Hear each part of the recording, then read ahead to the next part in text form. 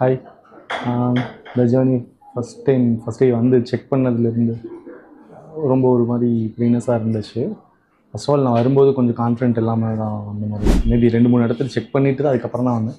இந்த மாதிரி இந்த ஏரியாவில் இந்த கன்ஸ்டன்ட்டு இந்த ஏரியாவில் இருந்தது எனக்கு கொஞ்சம் கான்ஃபிடென்ட்டாக இருந்தது. வரும்போது வந்து உள்ள ஆனால் ட்ரீட்மெண்ட் ஒரு மாதிரி பயமாக இருந்தது.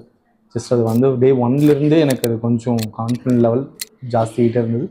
பட் அதை நான் ட்ரீட்மெண்ட்டும் எஸ்டி பண்ணதுக்கப்புறமுமே கொஞ்சம் ஃபீல் பண்ண முடிஞ்சது. அது ப்ராசஸ் பண்ணினதும் அந்த எஸ்டி பண்ணதும் அவ்வளோ குயிக்காக எனக்கு மற்ற வெளியே கேட்டதெல்லாம் 2 டேஸ் 3 டேஸில் சொல்லியிருந்தாங்க. வந்து அந்த 1 டேலேயே ஒரு ஹாஃப் டேலேயே ஏர்லி மார்னிங் வந்து 12 o'clock நான் வீட்டுக்கு போகிற அளவுக்கு கொஞ்சம் குயிக்லி அந்த டைம் கரெக்ட் கம்போஸ்டாக பண்ணியிருந்தாங்க. அதை விட அவங்க சொன்னதை விட ரொம்ப ஒரு ரீசனபிள் ப்ரைஸ் அந்த மாதிரிலாம் இருந்த ட்ரீட்மெண்ட் ப்ரொசீஜர் பண்ணும்போது சொன்னது இந்த இதுக்குள்ளே வரும் இதுக்குள்ளே வரும்னாங்க. அவங்க சொன்னது அந்த எதுக்குள்ளே பண்ண முடியுமோ அதை பண்ணாங்க. ஜஸ்ட் அதுக்கப்புறமே பிஆர்பி ஆஃபர்ஸ் எல்லாம் பண்ணாங்க. பெயின்லாம் எதுவுமே இல்லை. ஒரு 2 days பிட்வீன் இருந்திருக்கும். அதுவும் நார்மலான பெயின் தான், அக்செப்டபுளான பெயின் தான். பெயின் அந்தளவுக்குலாம் எதுவும் பெருசாக இல்லை. பெயினே இல்லைன்னுலாம் சொல்லலாம்.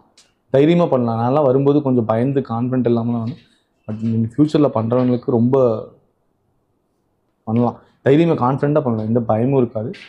ரிசல்ட்டும் 100% இருக்கும். தேங்க்யூ. ஓகேவா?